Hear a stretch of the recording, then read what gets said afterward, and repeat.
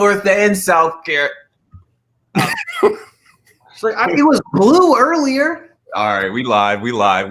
We're live. Oh, we're live. This is Live. fantastic. Thank you so much for letting me know. I didn't even mean to do it that time, for real. Yeah, you get me every time. It's always Garrison being quiet and then me just blasting something.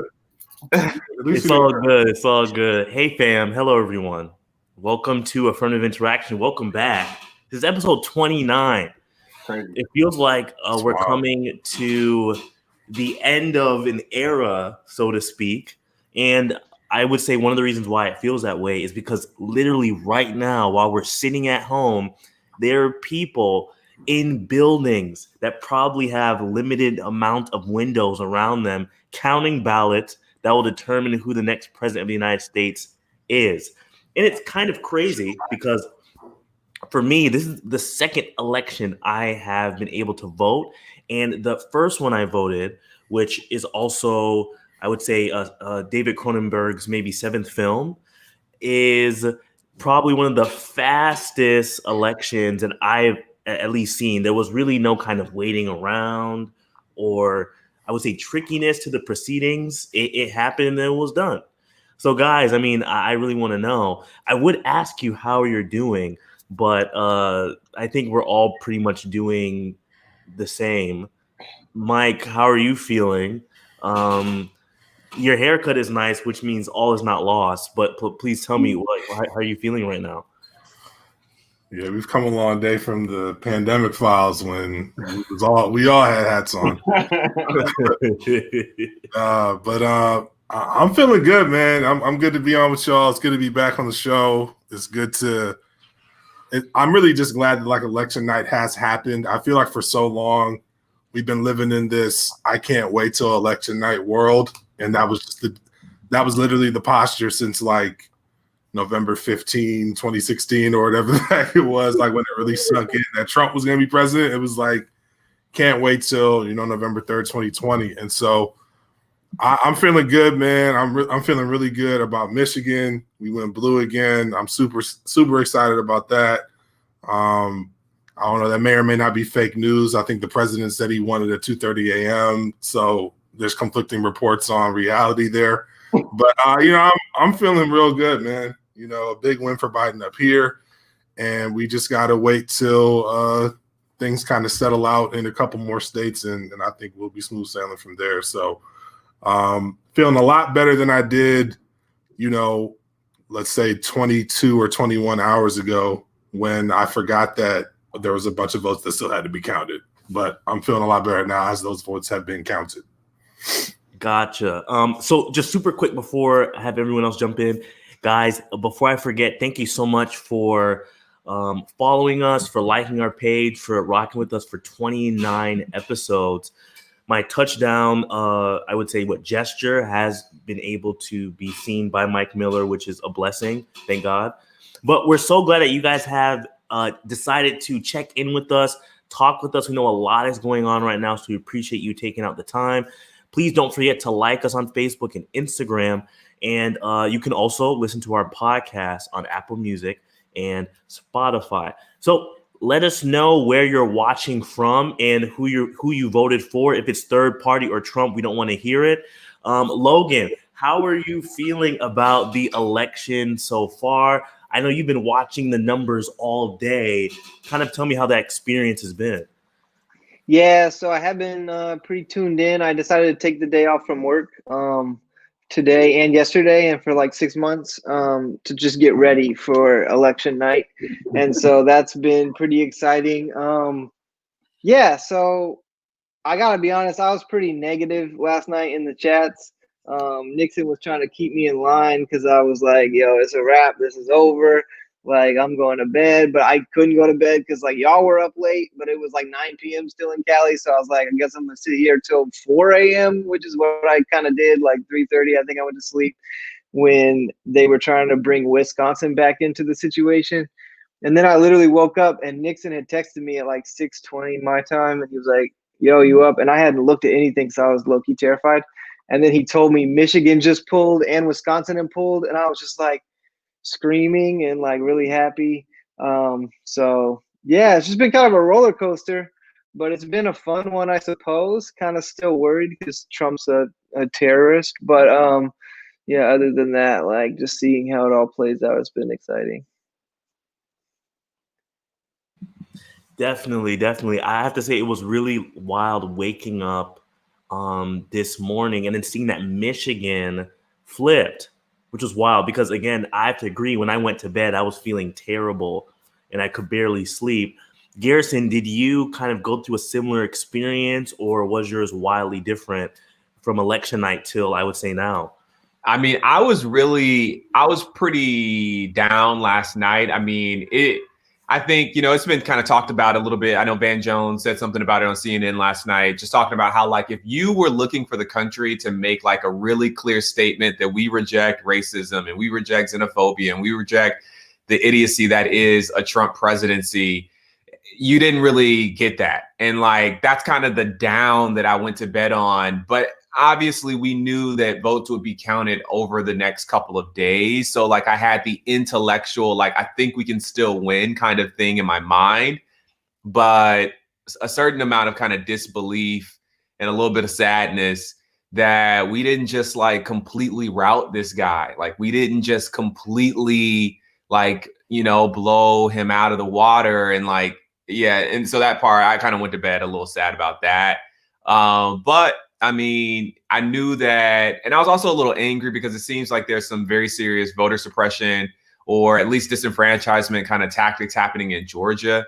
And that's my home state, Atlanta specifically. So that had me a little upset. But to wake up this morning to the good news that Biden was making a roaring comeback in places like Wisconsin and Michigan was tip top.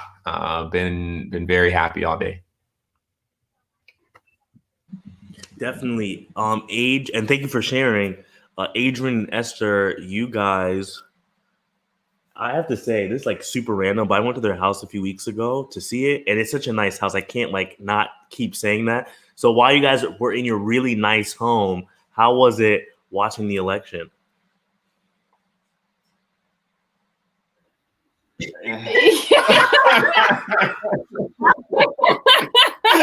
It was rough, bro.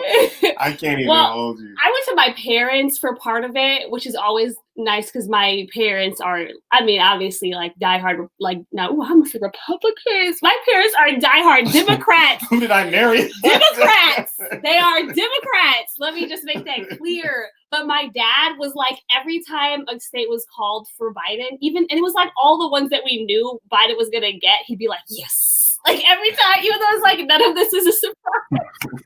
Like California. Let's go, Cali. Let's go, baby. But I was trying really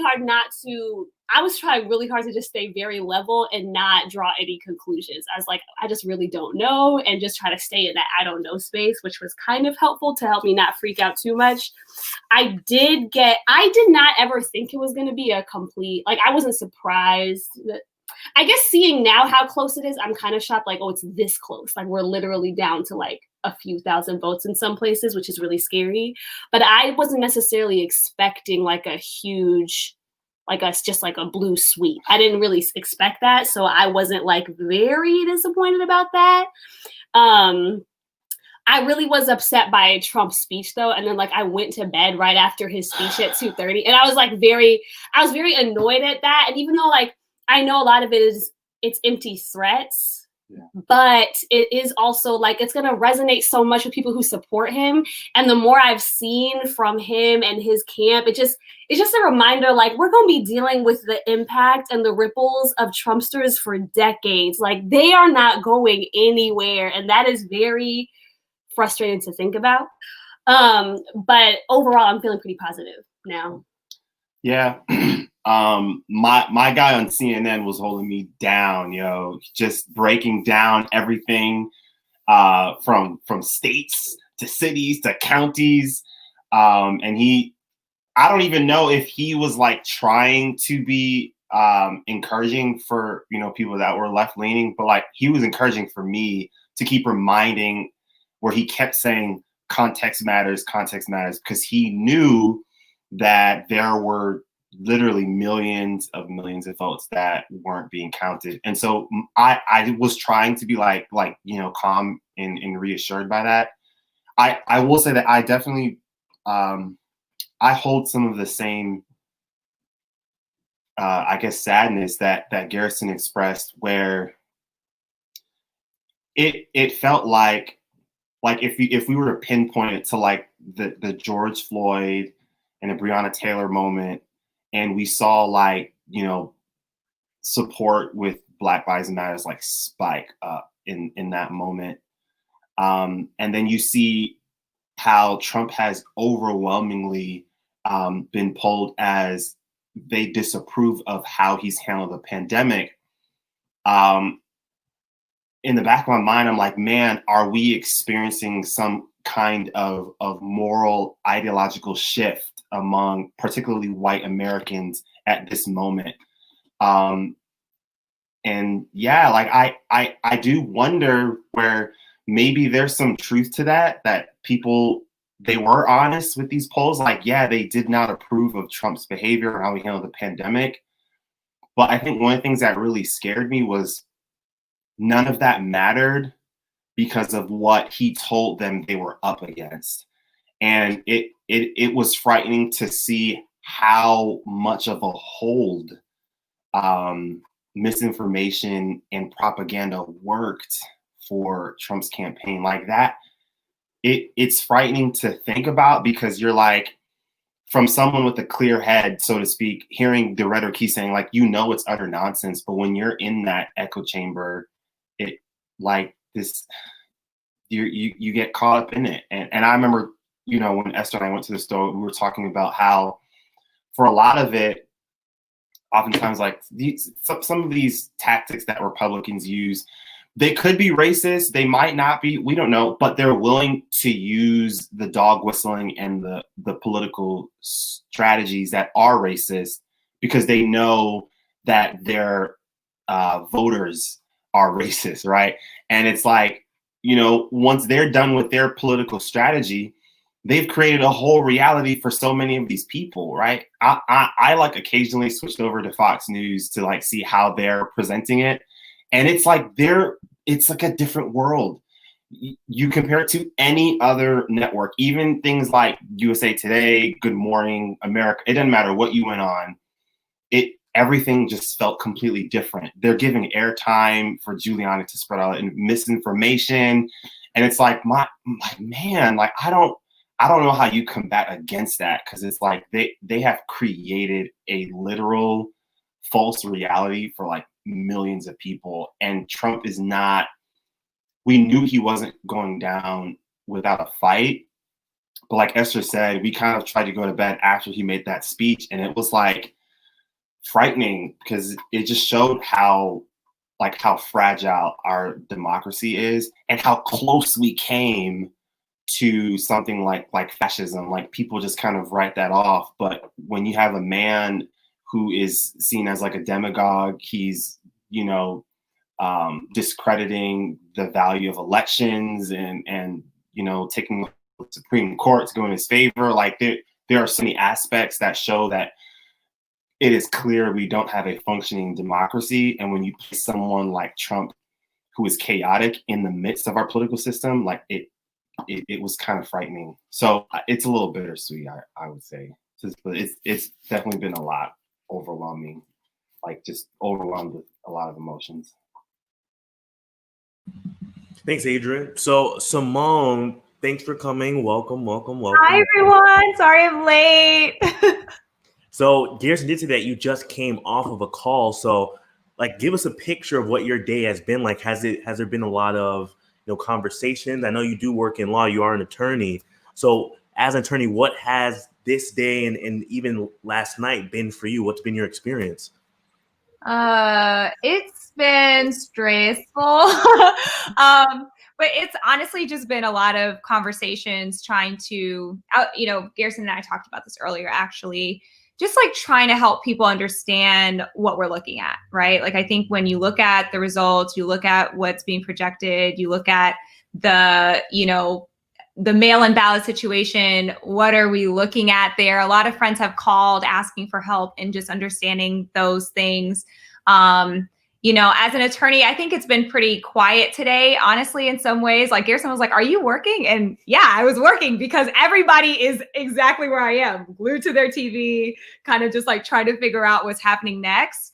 And I think, you know, even in terms of all these lawsuits and things like that, I've been having conversations for weeks on end with the local organizations that I'm involved in, just in preparation for this moment as attorneys, that there was going to be litigation coming and we might need to be ready to kind of, you know, hop on board and to get things going in that way, that we might need to mobilize as a community and just have some important conversations and debriefs to make sure that we're all checking in as Black attorneys to make sure that we're okay. But it's been a lot. It's been a lot going on. I wouldn't say that it's, maybe in some ways it's a lot, you know, in general, but I would say everybody is going through a lot right now. Like all of you are going through a lot right now. You know, we're not any more isolated in this chaos of foolishness. But the lawsuit front is going to be interesting. I'm hoping that, you know, we're able to get a clear line of demarcation between being a democracy and actually voting, actually counting votes, and what has tried to kind of become the narrative of, you know, casting a lot of doubt in our system. And yeah, so that's kind of what it's been like. Very good. So guys, I would say the first thing I'm wondering, and I think some of the things, or rather one of the things I've been thinking about today, is what happened in Florida.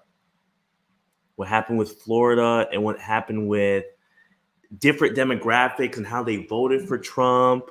Because I read an article saying that there have been a lot of misinformation. There's been a lot of ads, you know, characterizing Biden as a socialist. And it made me think about how some of the misinformation and false characterization of positions and candidates has affected this election. So after, like, I would say 4 years of misinformation, how much do you guys think this affected the election that we're going through today? How has misinformation, false information, however way you want to put it, how has that affected the election process we're going through right now? How has it made things different? Yeah, I mean, I don't think we can really understate how different things are because of misinformation, especially when they're coming from the person with the biggest, you know, as they say, the biggest megaphone in the game, the biggest pulpit, the biggest platform in the world is the president of the United States of America. Like, and he's the chief distributor of misinformation. So it's played a huge role. I've been talking about this, you know, Nix and I did like a Instagram live thing this morning, and I talked about it there, and I've sent it to the group, and I'll keep talking about it. I highly recommend that people check out this documentary on HBO called 537 Votes. It's so good. It's so good. It talks about the 2000 election, which is a really helpful bit of history to understand what's happening here in the 2020 election. And revisiting that history is important because they based the documentary entirely on what took place there in Florida, particularly in Miami-Dade, which is in South Florida. And so the idea is just basically that Republicans learned that if we use the C word, if we use the S word, communist, socialist, if we use this word with the Cuban community, we can get some traction here with that idea that the Democrats, progressives, liberals, whatever you want to say, are socialists, are communists. And that in many ways is just such disinformation, especially in 2020 when Joe Biden is definitely not that. Like that, he is not that. There are progressive Americans who are like, I'm not even interested in Joe Biden because he isn't liberal enough. And so that kind of disinformation and misinformation is really important to understand. And it's interesting, Rick Santorum was on CNN earlier, we were watching Fox earlier, Fox. And they were saying how like, oh, we really need to hold these pollsters accountable, because if you're telling the American people that Trump is behind in these key states, when, you know, it's going to affect the way they vote, and that has an effect, and we should hold them accountable. But they're not talking about how if you tell people in South Florida that Joe Biden is a socialist, even though he's not, like, that's going to affect the vote as well in a very real and tangible way. So I think misinformation and disinformation has been a really powerful tool. And of course, you know, New York Times did a great study saying that Pennsylvania had the highest rate of disinformation in the mail, on the news media, and on social media. Like, Pennsylvania was really targeted for disinformation campaigns. So can't put a number to it. I mean, even in terms, I was watching this like newscast from one of my alma maters, and when they went out there to talk to people about like, why do you think it's significant that we vote in this election, they both sides said the democracy is at stake. That is not an indication that something is going wrong in the information that we're receiving. I don't know what is. Both sides have the exact same concern, but they're concerned about the other side in like this huge way of like, it's inconceivable that anything good could come from Democrats because they're all socialists, and like these wildly unsubstantiated claims that are becoming more and more the bedrock of people's vote and their motivation in this election. And it's clear to me that people have competing information, and it is that fact is super questionable, which is super unfortunate. And I just think that people are, I just think that we're in a bind here. We're just in a bind in terms of our social capital and our mental state as a nation. I think we're kind of compromised. I think it's also important when you talk about demographics with Miami-Dade and with the Hispanic community at large. Like, there is also a racial divide within the Hispanic community that sometimes like doesn't get acknowledged when you talk about politics. Like, there's lots of white Latinos. So if we're talking about things like identity politics and race, it is not always cut and dry just because I'm a Hispanic person that I am going to have these liberal identity politics, because you can very easily be a Hispanic person who benefits from white privilege. Right. And that conversation becomes especially relevant when you talk about Cubans, because there's a lot of white Cubans in America. So I think that is also at play here too. Like, I think definitely the misinformation is huge. And then it is also, I think part of that conversation too is like, there is a racial and economic divide within the Hispanic community that also dictates their politics.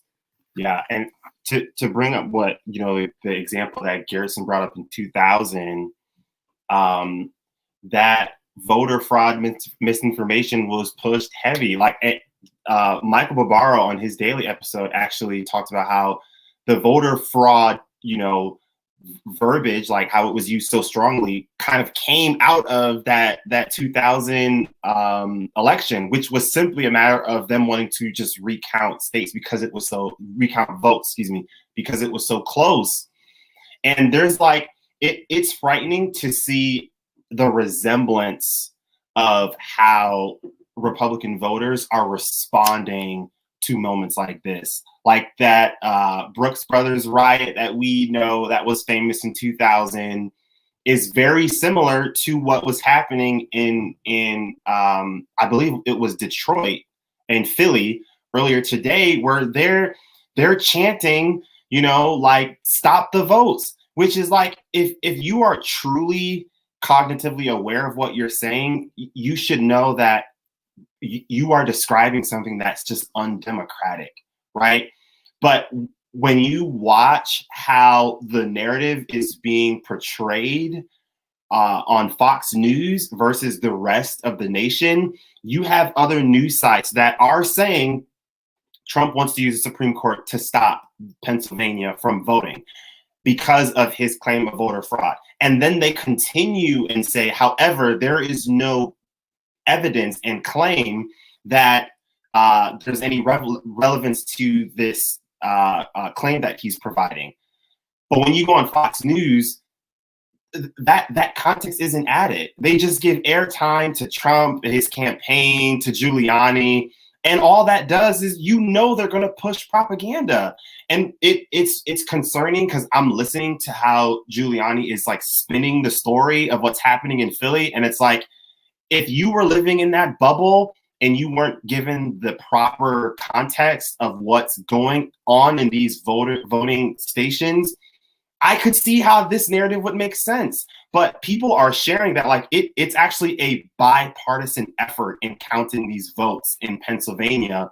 But that crucial piece of information is being left out when you go to places like Fox News. They're not mentioning that. And so when they hear that, ballots are being counted and they're not allowing the Trump campaign inside to monitor, it creates this notion that something conspiratorial is happening, and it's that kind of concern. It's like I don't even know how to combat against that, because it's like you are literally just lying. You're leaving out crucial pieces of information to create a story, and then it erupts with people going out thinking that it's voter fraud, like we saw in 2000, and we see it again now, where they're protesting against something that isn't even real. And that, I think, it's bizarre to see how history repeat itself, because the Republican Party knows that this tactic is so useful, and that it's frightening to think the lengths that they'll go again 20 years later.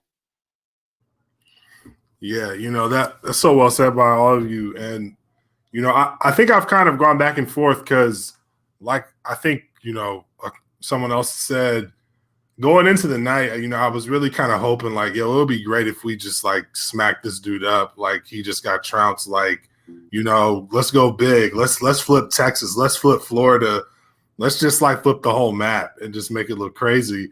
But I actually love the fact that this dude made a 2:30 a.m. victory speech, and then everything just started changing right after that. I love it. He's going out just as sad as he came in, bro. And I love every minute of it, dude. I want to see him tweet through the pain.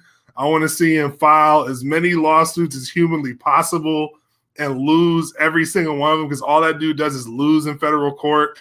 I love it, bro. His supporters is pulling up to Detroit, talking about some stop the count. I love it. Go out sad, bro. I love it. Go out as sad as you came in. Like, dude, I'm talking to Mike about Mike Miller about battle rap in the comments. That was an accident. But one of my favorite battle rappers, his name is B Dot. He has a slogan where he says, if these are your last days, this is your last hour. That's what he says to his opponent. This is Donald Trump's last hour, dog. It's his last days. He's going out sad, and I'm happy, bro. Georgia is within 1% now. ATL coming through. Like, it's really he's going out sad. And so I think, okay, so in reality, it's, in the days to come, obviously you want things to be peaceful. You don't want stuff to get crazy. But I don't know that we could expect somebody like Trump to go out peaceful. Like, no, like I feel like the media and all these different career politicians have been waiting for years for Trump to act like some sort of normal politician, just because they felt like it was inevitable. Like, he has to act presidential at a certain point. What evidence do we have that he was ever going to do that? And now that he's losing it, what makes you think he's going to go out with dignity? Like, come on, like that's just not in him. And so it's unfortunate that he's riling up his supporters in the way that he is. So for sure here in Michigan, I'm hoping that, people do stay safe, and because there have been reports about some of these militias, stocking up weapons, and they want to target cities. And like, I'm hoping that that's more, smoke than actual fire. But we'll just see. But at the end of the day, he's going out with as little integrity as he came into it with, and just kind of reminding people on the way out who he really is. And low key, I kind of love that. So just keep the same energy on the way out. Yeah, I mean, I think it's so important to, I mean, you're hitting on something so important, Nick. Like, at the end of the day, the only reason why there would be chaos in the streets, the only reason why there would be any type of violence that would happen is if Donald Trump incites it. Period. That's the entire story. There's no scenario where Joe Biden is, even if like some injustice was happening towards Biden in his campaign, there's no scenario where he is like egging his supporters on to go into like, you know, polling stations and precincts and demand that they, you know, do what we say do, or else kind of that doesn't happen. That does not happen. And it's important to say this because people have been trying to do this false equivalency kind of thing for the last 5 years, where, oh, Hillary and Donald, like, I don't know, you know, and like, oh, Trump supporters, liberals and progressives, oh, I don't know, and like, make sure we have peace, guys, and like, let's be responsible. You don't have to say that. I mean, at the end of the day, you don't have to say that to Biden or his people, because he's not inciting that kind of attitude amongst his people, while Donald Trump is actively trying to sow seeds of unrest in the nation. And it's dangerous, and it's entirely on his head top. So I hope that people can see that very clearly. Yeah. And our narrative has been consistent. Like, we just want all the votes to be counted. That's all. I mean, we are over there wiping a tear when he loses Florida. Like when Biden loses Florida, wiping a tear as Texas fades away, as they break our heart, wiping a tear when Ohio started out strong. Just count the votes. Just count them. We didn't ask for much, you know, but this dude, Trump, is like, oh, you know, stop the vote in Michigan. First of all, makes no sense. You're losing. My friend. You're losing. You're losing. behind right now. You should want him to count it up. You should want him to count more, actually. Count as many as possible, actually. Please count more. Please sweep USPS. There might be lost votes for me, okay? But no, that's not happening. It's not happening. We are consistent. You know why? Because we're interested in our nation. You know, we're interested in our nation. Count the votes, all of them. The mail-in ballots, the dropped off at the little ballot box, okay? The early votes and the day of. Count them all, and we'll be fine. Okay. No, that's super I think fact. that's so. Oh, go ahead, Logan. I mean, the misinformation thing is just like coming full circle. It's just so interesting to me because it almost seems like Donald Trump knew that this is how he could win the first election, and it's the only way that he could continue to win another election. And it's what's funny, what I thought about 2:30 a.m. for Donald last night is that I don't even think he wanted to be president again for 4 more years.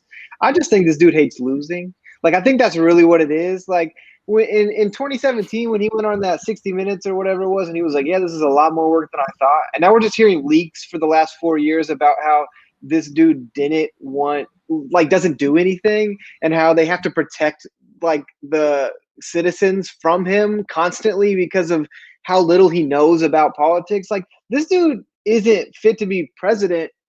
And we see that literally if you just go to donaldtrump.com and you read his non-existing policies.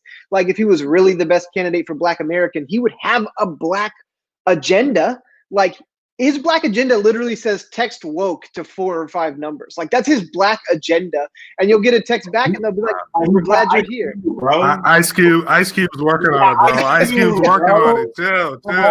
Okay. We talk to everybody. We talk to everybody, dog. And so, like, Trump is literally having to wield a re-election campaign on just lying to people, just telling them stories. And it's what's funny, and I think we've seen it with Garrison touched on it a bit, but this, like, the Cuban American vote that we're seeing down south, or maybe that was Esther, a few people have, but like that South Florida vote, where it's like, if you make me feel good, I don't really care if you have my best interest in mind as a president. But if I feel good, and the only way you can make someone feel good when you're a white supremacist talking to Cuban Americans is lying to them, is misinformation.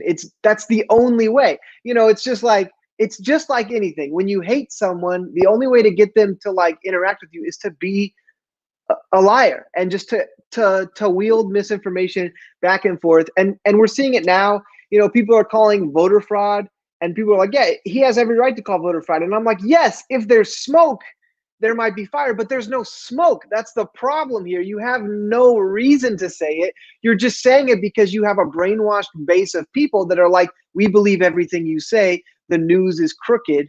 Like, I'm going to listen to Trump. And the news is like, okay, you may not like what we report, but we can fact check things. And they're like, facts can't be checked when Trump's. And it's just like, but it's the only way. It's the only way the guy could have got to the point that he did, where he's now got like 6 million more votes than he got in 2016, because he's just like, I'll just lie. And you can put it right on the teleprompter and I'll read a lie. Like, I don't even care at this point, just to convince people that I should win again, because, like, I guess he wants to. He doesn't care about America. He cares about Donald Trump. So some of what you said, Logan, piqued my interest. Get it? But piqued my interest from things that I've been thinking about earlier today. And it is this fact that Trump's percentage of the black vote increased 2 percentage points. So how and why do you guys think this happened? Because it seems like Trump was able to pull more of the minority vote away from Democrats. So let's talk about that, because I've been really interested to hear how you guys responded to maybe hearing this news. For Black people, it's the Black men. Listen, I love Black men, and it's not like it's the majority. It's not like it's the majority, but there is a very persistent group of Black men that keep showing themselves for who they are. Because of this narrative that has been fed to so many Black communities about, like, you know, you can make it, you can defeat this if you get enough money, if you reach this tax bracket. I feel like there are some Black people, specifically Black men, like we see it in the rappers that we're seeing right now, Lil Wayne, Ice Cube, Kanye, right? 50 Cent, Diddy, all these people. Like, it's not about defeating white supremacy for them. It's about achieving a level at which they feel like they have the same amount of power that white people have. They don't want to eliminate the construct. They don't want that. They want to be at the top of the construct. And so for them, they see, oh, well, if I can get to this level that, you know, like that these the level that is benefiting from these types of policies coming from Trump and Republicans, they see that as beneficial to them. Now, it's delusional. Like, it's delusional to think like, oh, I'm closer to being a millionaire than I am to being homeless. Like, no, you are closer to being homeless than you are to actually benefiting from all of these economic policies coming from them. They are not out there for you. But I just think that narrative that we've been fed so long, and they make it seem like it happens more often than it does, Black people making it, because they hype those stories up so much. Mm-hmm. So you have this idea that, like, oh, you know, like there is this clear pathway for me if I just work hard enough. But it's just not true for most people, and people have just been bamboozled by it. And I think Black men are especially vulnerable to that because they are men. So they are not facing the same, they are not facing the same levels of oppression from all the different angles that Black women are. So I think that they are more vulnerable to this idea of, like, oh, I don't have to defeat this construct. In fact, I don't want to, because I benefit from it in some ways. So I actually just want to get to a level where I am benefiting from it as much as white men are. Yeah. I don't know if you're about to jump in, Adrian. Feel free. Okay. You know, there's this like kind of like quip on Twitter that Black men are the white people of Black people. And it's kind of funny and kind of true in a way, in that whiteness is really just a proxy word for privilege. It always has been. That's its historical context. To be white is to be the privileged caste or class in America. And Black men amongst Black people, especially cisgender straight, you know, Black men, Christian Black men, are, you know, extremely privileged in that we have a lot of things working for us to be accepted. Okay, that being said, I think it's really important that we acknowledge that a lot of what we're fed as success is based on kind of Republican conservative narratives. Yeah. And that's across the board. And so while we see Black men thinking, believing that they can kind of ascend to the heights of like a you know, Cube or Kanye or even a Trump, I think there are actually a number of people who are really who have been infected by this idea that America is a meritocracy, that if I just work hard enough, I can earn my way to being maybe a millionaire, billionaire, whatever it is. And there are so many layers that go into this. The last thing I want to say on this topic is that it's actually very interesting to me that I feel pretty confident that Joe Biden will win. I think the pathway is pretty clear. And I am, at the same time, I feel like there needs to be an autopsy done on the Democratic Party. Like, you know, after the Republican Party lost in 2012, after the Democratic Party lost in 2004, they do these, you know, autopsies on the party, and they try to come up with a strategy that makes sense for going forward and getting, you know, voters, you know, engaged in the future. And even after this win, I think we really desperately, like for those of us who are progressive and identify at least in part with the Democratic Party, the party desperately needs an autopsy, because there are quite a number of things missing. There's a miss in the message here that's not connecting in a meaningful way. I think Black people have always been faced with a defensive vote. I mean, we've always known, those of us who are engaged and aware, always know that we have no home entirely in either party. Like, it's almost a damned if you do, damned if you don't kind of situation.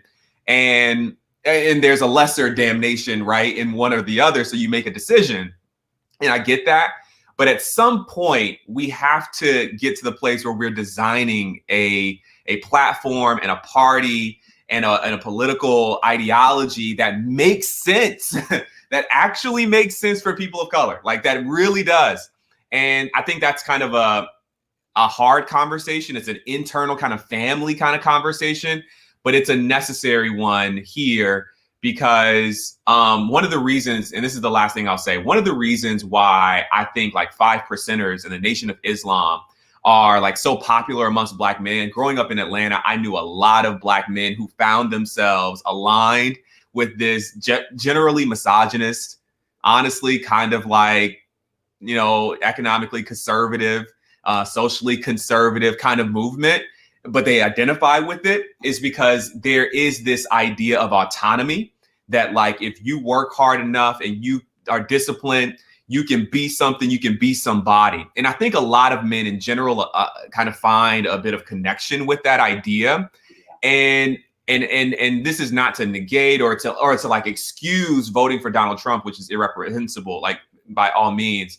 But I do think that there needs to be a conversation had around the way in which we're talking about change, the way we're talking about autonomy amongst progressives, because I think the conversation can often, and I maybe have even been a little guilty of this myself, I think the conversation can often lend itself towards like, we are completely powerless unless, of course, the government, you know, changes and does something for us, which in many ways is true, but it doesn't connect as well for those who want to feel empowered. And I just think that's an important part of this conversation. Mm-hmm. Yeah, and to just kind of finish what Esther was saying, I think, you know, serves into what we see. I feel like they knew they had to select Joe Biden, because no one else, I think, in the party could have survived the onslaught of misinformation that was being thrown at the presidency, particularly in the Democratic Party. And especially we see it with the way Democrats were losing, at least in 2016, I should say.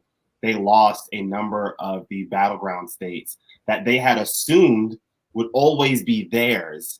And now you had this party that is kind of searching for their identity, and they have to go up against this demagogue in Trump. And they're like, okay, well, what are we supposed to do here? Do we go in that progressive direction?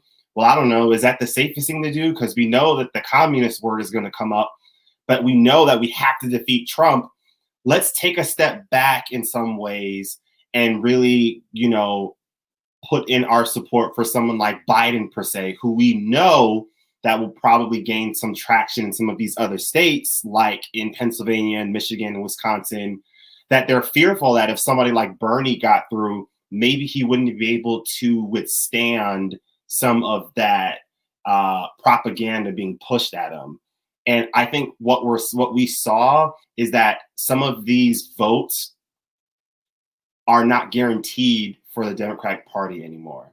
And they thought that places like Pennsylvania, Ohio, Michigan would always be theirs because of, Obama won it twice. And then we noticed that in the last few years, like, that hasn't been the case. And I think it's also similar to minority votes. I think like what we're all saying here is definitely true, but I think underneath it all, there is a longing for something to get done. And it's not always on the Democratic Party's fault. Like, there are clearly efforts being done to stop bills from getting passed. And that's, Mitch McConnell and the stuff that he does. But I think that's the frustration that the Democratic Party was sensing with minority votes and younger votes. They sensed that, listen, these votes are not guaranteed just because we say the right things now. And it always stuck with me what Logan said in our last episode, where he talked about that if they really wanted to solidify votes, give voters something tangible to hold on to, that they can say they actually did something that actually changed my life, like a tangible thing that's not so far-fetched of a policy where we don't really feel it in our everyday lives. And I think that's part of the identity search that Democrats have to go through. They need to recognize this, like, middle ground, lukewarm kind of stance you're wanting to be, where we're like trying to be all encompassing of like moderates and progressives.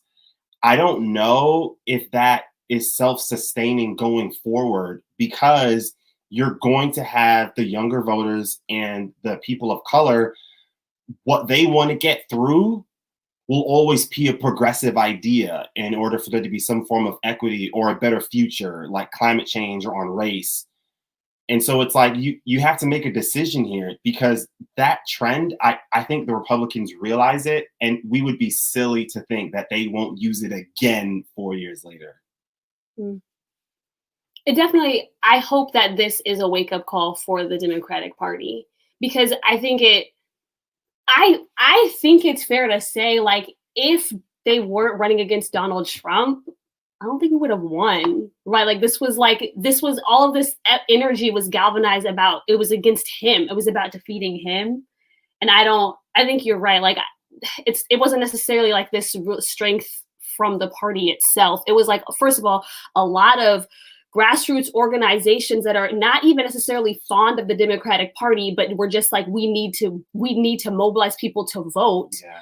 That did a lot of work, like so much work going into just getting people registered and getting people out there, despite the fact that they themselves, these organizations themselves are not necessarily fond or excited about this candidate. So it's like, if we weren't running against somebody as hated as Trump, I don't know that we would, well, we haven't won yet, but I don't think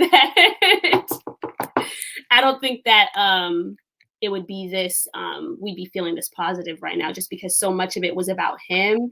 And yeah, I do hope that there's some sort of wake up call that comes out of this, that first of all, you are completely You are so dependent on Black voters. They literally saved this election for you. Like we keep seeing it in all of these states where we were waiting. Like we were like, oh, Trump's in the lead, but all these ballots are coming in, and we're waiting on ballots from all of these cities that are Black. Like Black voters in the Midwest saved this election, hands down. And I'm feeling immensely proud about that. But like, you're completely dependent on us. And you have to start to do things. Like you have to start to do things because it's not guaranteed. This wasn't an easy fight. People worked hard to get this kind of turnout for you guys. And it wasn't because of you at all. It really wasn't about you guys. So yeah. Yeah. Yeah. I just wanted to jump in real quick on the Black men voting for Trump and maybe the uptick. So I actually was thinking about this a little bit before the pod because there's this person, I won't say who it is, but it's a Trump supporter. He likes to troll me on Twitter. Shout out to him. If y'all want to check out the thread, it's in my mentions. But he replied to something that I said, and he said something like, 17% of Black men voted for Trump, which I feel like that sounds way too high. No way. But I mean, I don't know. I mean, that's probably like, Trump2020.com or something probably tweeted that out, but higher than any Republican in decades, but keep playing your division game. So I guess I'm the one dividing, not Trump. There's a lot of layers to that tweet. Right. But anyway, so I just replied to his tweet, 253 and counting. But after I did that, I started thinking like, well, first of all, I think 70% is a little bit too high of a number. But I did start thinking like, man, that's interesting that because I did see another tweet about an uptick among Black voters, gravitating towards Trump. And so I don't know. I think it is something we do need to have a conversation about for sure, because someone as glaringly grotesque as Trump, it should be pretty obvious as a Black man, the choice that you should be making. I mean, but it's also a reminder that, the Black vote's not a monolith. And then one of the other things I thought about is a lot of times we just use the category Black. We don't get into the diaspora. Are these, African immigrants? Are these, Caribbean immigrants, first or second generation, whatever the case may be? Or are we talking about African Americans? I'd love to see the African American number on that. It probably is less than 1%, if I had to guess. So, I mean, there's just a lot to it, similar to how Esther was talking about the fact that, folks like to use this category Latinos and they really don't have any idea what they're talking about. It's such a eclectic, diverse group of people from a bunch of different backgrounds and perspectives. So I know, I think it's something that we do need to think about, and it does make you wonder. Like I've said, I feel like privately to you all before, I felt like if the Republicans ever got out of their way, meaning got out of the way of their connection to bigotry and racism, they would try to run somebody like Tim Scott. And I feel like if they ran Tim Scott, he'd be low-key unbeatable. Unless the Democrats started making some real inroads in the South, because you have a senator with Southern ties who's Black, who's Republican, relatively well-spoken. That could be dangerous. And, on top of that, you run him with someone who's Hispanic, then, I mean, so I actually thought that that's the direction that Republicans were going to try to start going after 2012, when for like that 3-4 month period, they were actually having legitimate talks with Obama about immigration, because they realized that like, whoa, the future of the party, we're going to have to be a little bit more inclusive. And they actually pulled the exact opposite lever and said, no, we could just get super racist, and it worked for them. But, it's like, skirt. But I think that they're probably going to have another chance now to figure out, all right, well, we sort of played that hand for 4 years, but it backfired on us. So where do we go next? And I think that you might see them try to move a little bit more towards moderation. Probably not for the next 2 years, because Moscow Mitch will likely continue to be the Senate Majority Leader. But perhaps in 2022, depending on what the map looks like the Dems may get the Senate then, and then at that point you might start to see them shift.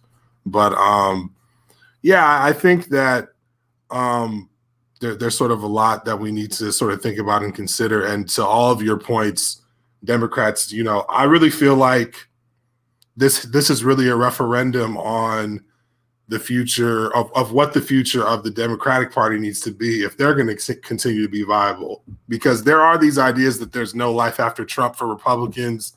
I think that's kind of overstated. I feel like people have short memories, and there are a lot of lifelong Republicans that want any kind of excuse to reconnect to the party.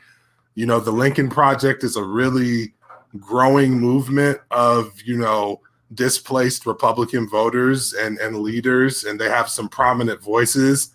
And if they start to mobilize that into a political machine, you could start to see the rise again of a moderate Republican voice, which is now taking up more space with independents.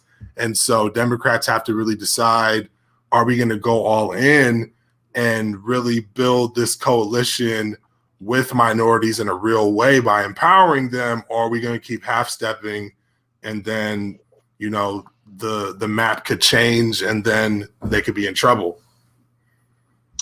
No, that's good. I think, like, on that conversation of race, from the Democratic perspective, I think it's really important, two things that you can do as Democrats from like a white Democrat perspective or a liberal. First of all, get out of our own way. Like, if we're really going to run a whole primary based on it being the most diverse and primary group we've ever seen, you can't end up with the 270-plus-year-old white dudes. Like, that's just not that's just not a group that's going to progress for the Black community or people of color in our country. Like, it's just not going to happen. Bernie and Joe are well liked and well respected in a lot of ways, but you're going to struggle to connect with groups of people when you're running the people that have made these people's lives difficult for a really, really long time. And I think it's just telling of kind of where we're still at. We're like, we had Castro and Warren, even like young Pete there, and Cory Booker and Kamala Harris. Like, this is a diverse group. And then it's like, well, who do we end up with? It's Joe Biden and Bernie Sanders. And this is policy aside. I'm just looking at the perspective of who people are going to trust. Why do people trust Donald Trump? Because he's a white, old, racist guy. Like, why are people scared of, Joe and Bernie? Well, because they're old white guys. And I think the point number two is, if we're really going to look at what the future of Democrats hold, I think conservatives tell us who are the most conservative, who are the most popular Democrat Congress people in the United States right now. They're not only most popular on the Democratic side, but they're most popular on the conservative Republican side. And that's the squad. That's Alexandria Ocasio-Cortez, Ilhan Omar, Ayanna Pressley, and Rashid Tlaib. I can never pronounce her last name properly. But those are the people. When Republicans have brand new people that come into the House and they say, like, hate these people immediately, that's like a flag to say, like, Democrats, get behind these people. Because if the Republicans and ultra conservative media are saying to hate this group, they're literally telling you, we see this group as too powerful. We see this group as too important. They did it to Hillary. That's why Hillary had so much hate by the time she finally ran for president, because the conservatives have been terrorizing her life since Bill Clinton was president in the 90s. And it just continued to carry on. I think we have to get out of our own way at some point and stop trying to push this old white demographic onto people and say, like, look, if we're not talking about let's speak for these people, we're saying, like, let's pass the mic to this younger and more diverse generation and say, like, this is your time to lead us because we need you to. And we got to put egos aside if we're going to start to make those kind of like moves to bettering the Democratic Party. That's going to benefit the BIPOC for sure. Jumping off of what you guys said, and I'm curious to get your thoughts on this. I remember when 2016 happened, a lot of us, or when the Tiki Torch parade happened a couple of years ago, you would always get someone, I would say a prominent anti-racist politician would come on TV and say, this is not us. This is not who we are. But it made me think about waking up, seeing how many people that did vote for Trump, who is a racist, made me think, well, maybe this is who we are. Maybe this is us. This is America. And I'm curious to hear your guys' thoughts on this. Imani, what do you think? Do you think the amount of people that voted for Trump, what do you think that communicates for what kind of country we're living in right now? Are we in denial, or are we facing the truth right now?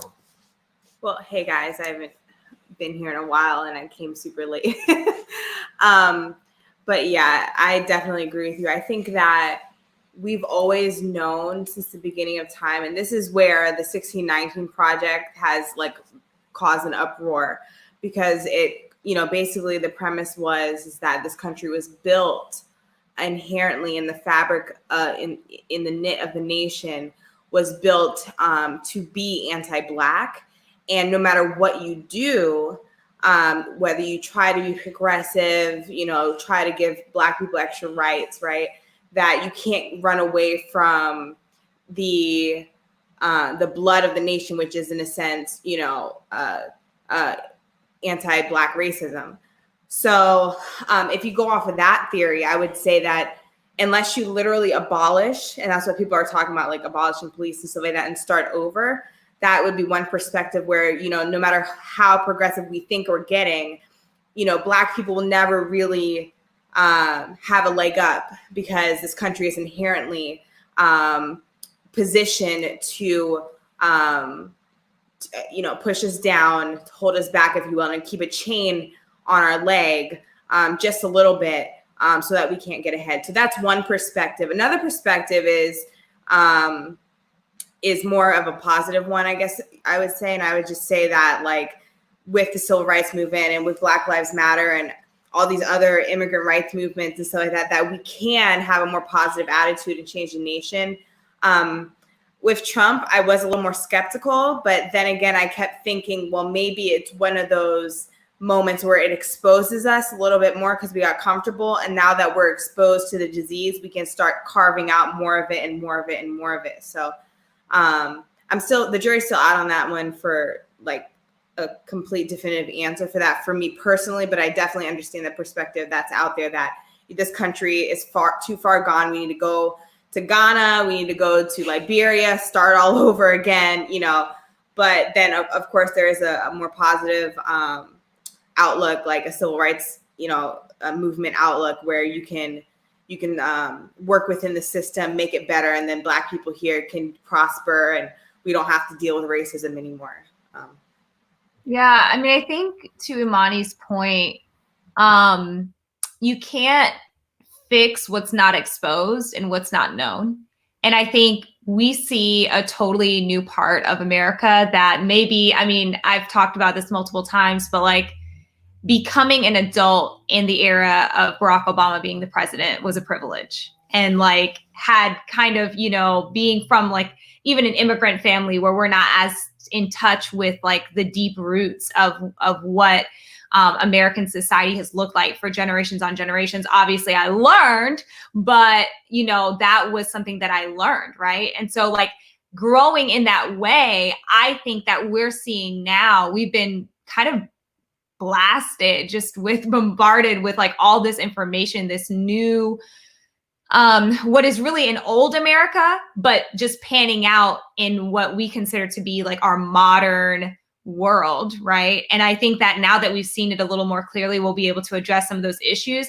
I think what we're really seeing, honestly, though, from the election results is that people care about themselves. People are selfish.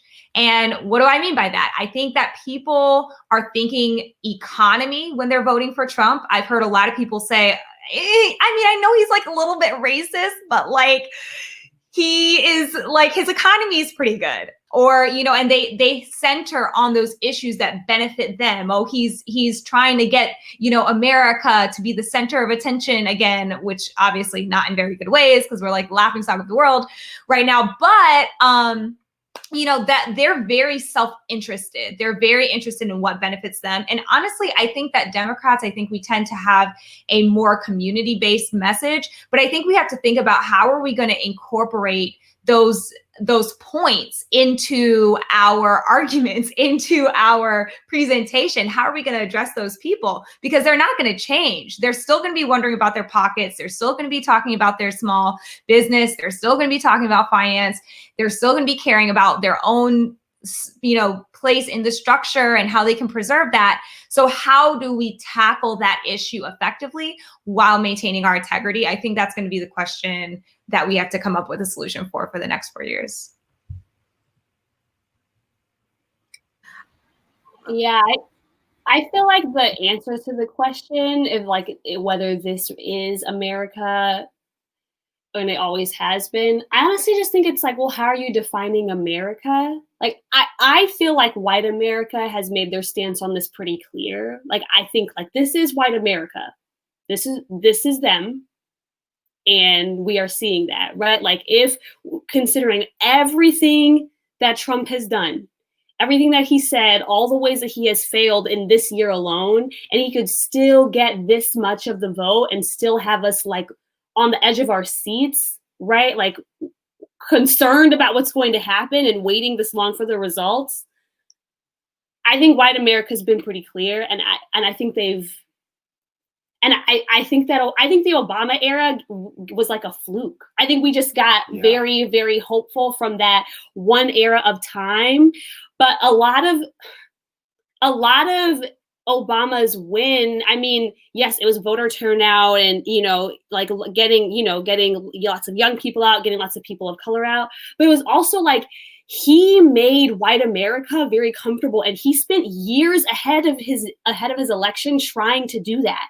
When you read the things that he wrote in his autobiography and in his books, it is very much about trying to be no, I don't believe that, I don't believe that we are that different. I don't believe that the soul of America is bad. I don't a lot of his rhetoric was about saying he believes in the soul of America, and to white people, that's them.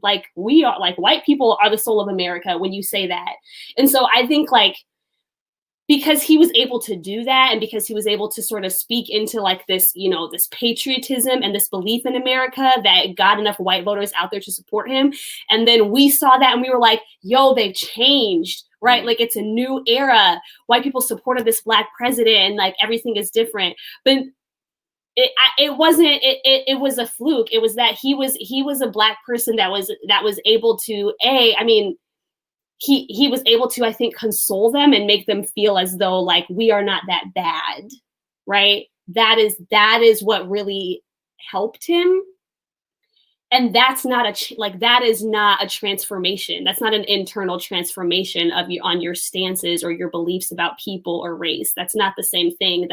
This person makes me feel better. That's not confronting the truth. So we've never done that. The white community has never done that. And I think no, I think this is them. I think this has been them. And I think I don't know how we'll see that change. I mean, those statistics about the percentage of young white voters who voted for Trump, that was just a little over 50%, I think are very telling, extremely telling. This is definitely them. But at the same time, if you're talking about who is America, I mean, America is changing drastically and fast.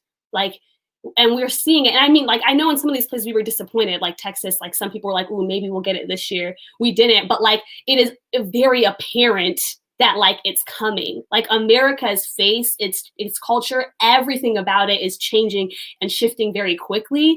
It's just a matter of how vigilant are we going to be to make sure that our voice is always louder. That's just it. And white people and Republicans are going to try very hard, just as they have been, to not let that be the case, no matter how the country changes and shifts. Yeah, I really think it's important for us also to play the game the proper way. I mean, I think what you're saying, Esther, is so key, that the demographics in this country are changing at a rate that are just unimaginable. And, Republicans, conservatives, white America, let's be very explicit, knows that their ideas, their, societal standards or what have you, no longer have the salience in the public square that they once had. They are losing popularity in a rapid way. And I think it's important for us to acknowledge that because they know that, they are entrenching their ideologies and their ways into parts of the government that are much more difficult to change, that don't change with a couple of elections here and there, that aren't volatile every 4 years. They're entrenching them in the judiciary. They're entrenching them clearly into the Supreme Court. And so I think we're going to have to start playing that game. I mean, I think, you know, Democrats are running on, it's ironic that liberals have become the kind of like moral voice for more or less like in this country of like playing by the rules and being all kind and nice and all that type of stuff. But if the rules are changing, progressives are going to have to start changing their approach with that. And that means really centering not so much on like the power of our voice or representation, and really looking to legislate and to entrench those ideologies that benefit the masses, that make sure that Black and brown bodies are protected the way that conservatives are making sure that white privilege is protected. Yeah, and to what you're saying, Garrison, I think we see it with where we saw a lot of energy coming from. It was from people of color and young people. Like when when Esther showed that poll of like Gen Z voters, listen, I think it was like Black people under 25 voted for Joe Biden in like the 90 percentage points. Like that is a crazy number. When you look at immigrants, like what we're seeing in Arizona, that demographic is changing fast. And that's how they were able to switch things in 2018. And so when you talk about the Democratic Party, you say, where are you getting the most charisma from? Where are you getting the most excitement, the most energy from? When we talked about how such a great move it was for AOC when she went on Twitch and played Among Us. Literally, this is her first stream, and she was breaking Twitch records, like hitting 550,000 views. Like the top streamers in the game don't even get that, bro. But what she realized is she is in tune with where the future of the Democratic Party is, and she knows how to get to them and encourage them to vote. In between the games, that's what she's saying. She's saying, hey, y'all, put it in the chat. Let me know when you guys are going to vote. How are you going to vote? Like, you would talk about like an actual campaign rally. Like putting 2 Chainz up there is not going to do the same thing as what AOC did in just a matter of an hour of playing Among Us. Like you really have to strategize better with how to get in touch with the people who are literally carrying your party right now. Like there's a reason why so many Black people loved Elizabeth Warren. It wasn't that she was never president before, she's never a vice president, but she had plans. She had plans that Black people could say, okay, she knows what she's talking about. She has an ability to break down economically how this will help people of color in a way that not everybody else on that Democratic primary platform was able to do. And I think that the party has to take a real look like, yo, Biden, you've got 4 years here. Kamala, you've got 4 years here, maybe more. You all have to say, okay, who just won us this election? It wasn't these Republican white voters who you thought would switch over, because it didn't really work like that in Texas. It didn't work in the way you thought it would in Florida. And so you have to say, how did we win? Where did so many of these votes come from? And how can we mobilize that even more? And that I think has to be the question that they ask. And I think someone like AOC, like it is the perfect example of how she was able to do so much with so little. It was authentic. She didn't come across as like patronizing. It wasn't cringe. It wasn't corny. And I'm like, come on, man. Like y'all have to take a real look in the mirror, man. Because right. I was gonna say, Adrian, like who carried today for us was probably Black women. Yes. Black men didn't come out as much. As Trump. And speaking of Black women, I don't know if you guys, because I was away, but Cori Bush, she won her seat, a House of Representatives seat in the congressional district where Ferguson is, and she's a Black Lives Matter activist. And she unseated a Black a Black representative who basically him and his family held the seat for like 50 years. Wow. And so it's really like, and she's a part of the squad. If you guys ever seen Knock Down the House, she was the Black woman that was in Ferguson, or I just said Ferguson, and she ran again and won. So I was super proud of her. And it just kind of reminded me as Black women, like we've been doing a lot for this party.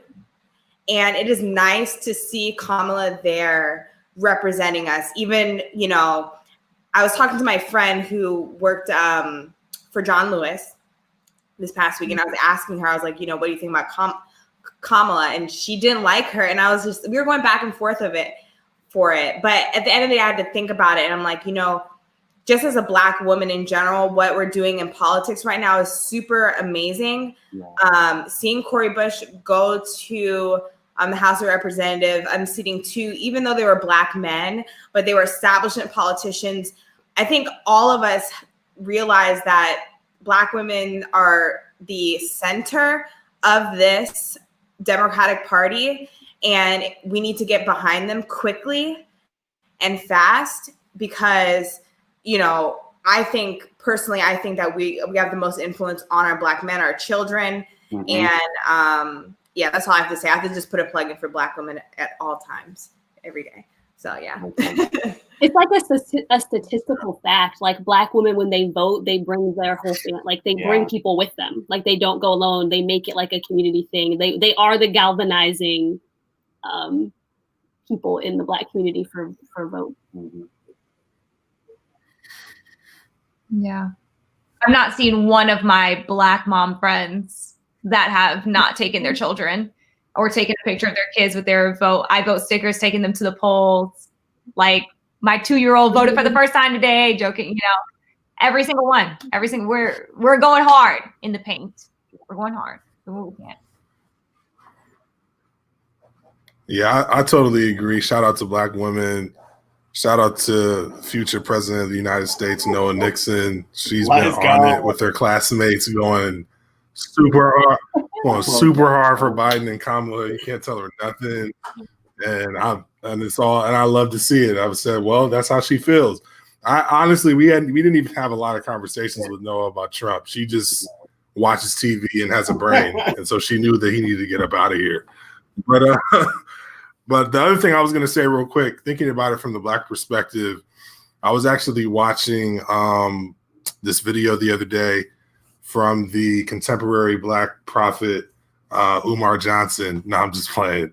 He's not a prophet, but he be wilding. I disagree with a lot of what he has to say, but every once in a while, you know, broken clock twice a day theory.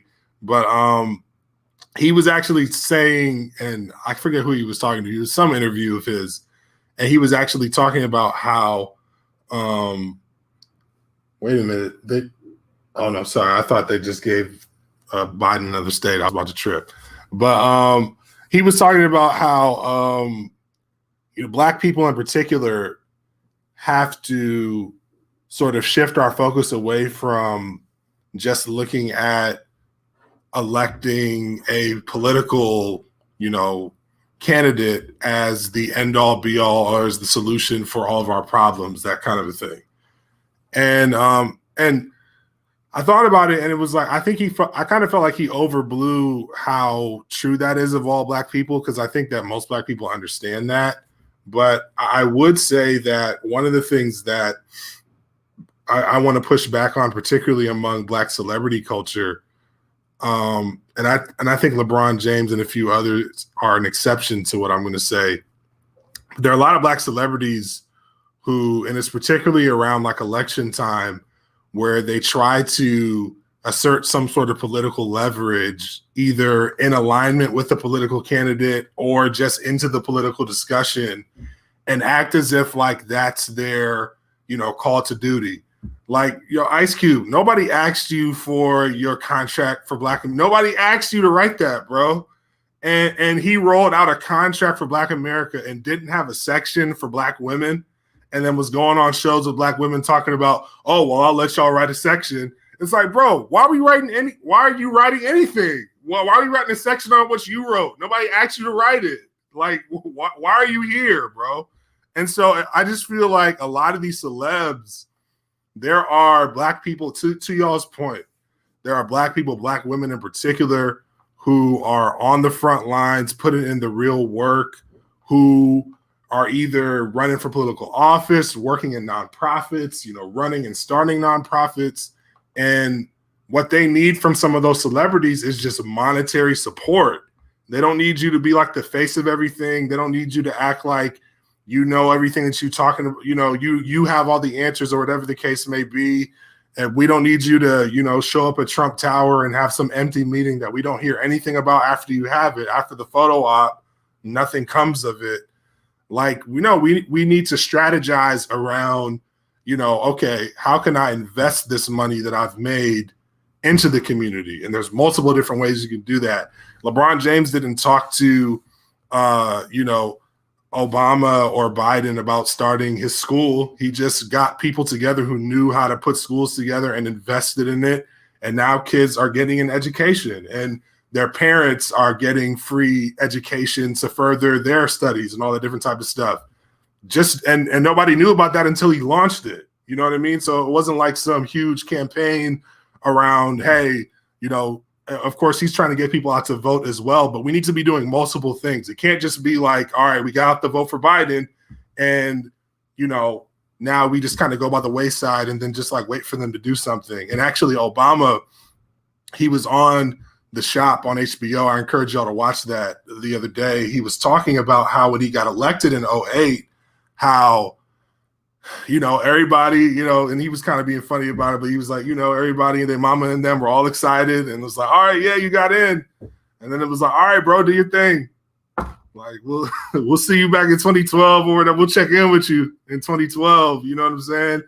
And he was like, oh, hold on, wait, So I feel like we have to sustain this energy, and we have to invest in the people that are really doing the work, and then figure out for ourselves, how can we connect with and empower those who are doing the work, so that we can attack these issues that we're facing in our community from multiple different angles. Because, of course, are we going to want to hold Biden and Harris accountable, and try to get them to work towards a broad government solution for some of these issues? Absolutely. But to expect them to fix all of it, particularly with how divided our government will continue to be, it's just unrealistic. And so we shouldn't even play that game mentally. We have to continue to do the work.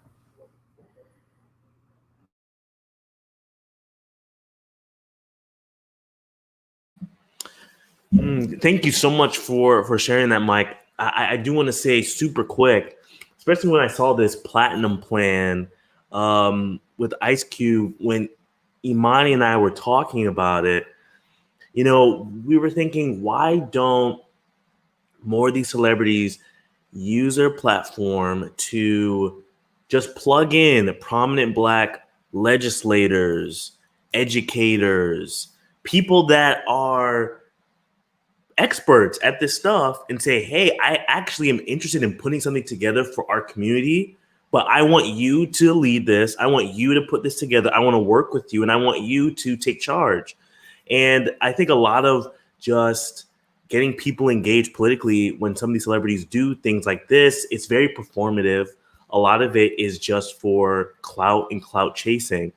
And that can be very frustrating, because, Mike, you make such a great point.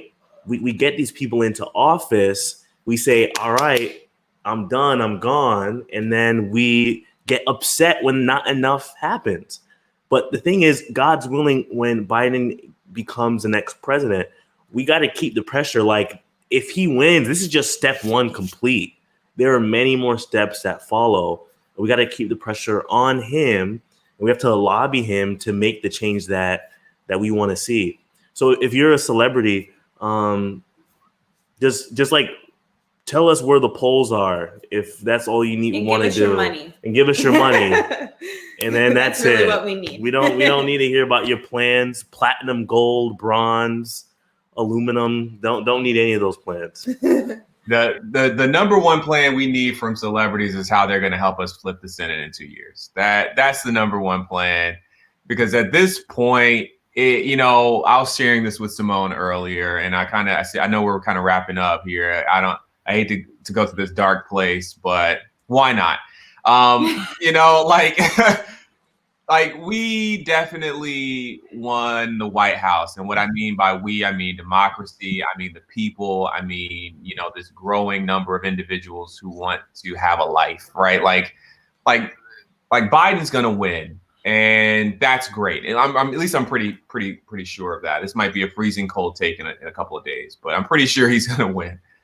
But it's very unlikely that we flip the Senate. I know that like Lauren Underwood lost her congressional seat in Illinois. There were several other, that's a Black woman. There's several other seats that we lost. Doug Jones in Alabama. That's a Senate seat. The likelihood of flipping the Senate is waning. And that's unfortunate, because at the end of the day, Biden, the president, can't do it all. They need congressional support. And while we have the House, we don't have the Senate, and that they have to work together. So that Mitch is about to block mad stuff. He's going to play the obstructionist game. They're going to make sure it never even comes to the floor. Like, that part of the process is still hobbling, is still handicapped in many ways. This is, of course, a census year, which means that states are redistricting, and we did not take back state legislatures in key states. So they're going to continue to gerrymander. They're going to continue to write up districts that allow them to win no matter what, without Black and brown people ever having to cast a single ballot for them. And so that stuff, that's the reality that we live in. And it's kind of depressing and saddening. But that means that we can't afford to breathe. We can breathe one sigh. We get one sigh of relief. But we have to get back at it. We have to get back out there and make sure we're not only giving money, but our time, canvassing, phone banking, doing everything we can to get progressive people, those who are interested in meaningful change, into positions of power on both the state level and, of course, in congressional, on the national level. That is so important. Otherwise, we've gotten the lugubrious, Cheeto in chief out of here. We got the tweeter in chief out of here, but have we actually set ourselves up to make lasting change? And that's kind of where I am right now. With everything being said, we still have so much work to do. Mm-hmm. And that work is gonna fall, as it always does, but disproportionately on us, people of color, people in the LGBTQ community, the disabled community, women, because people who didn't have as much skin in the game, who voted for Biden, are gonna dip out after this. Yeah. So before we end, I just want to give some good news, because Garrison likes things to go dark pretty often. Just kidding. But here is a bit of good news I do want to say that happened from our votes, from the hard work we've all been doing. Marie Turner, she is a 27-year-old Black, queer, progressive newcomer. She won the election for State House in Oklahoma's 88th district.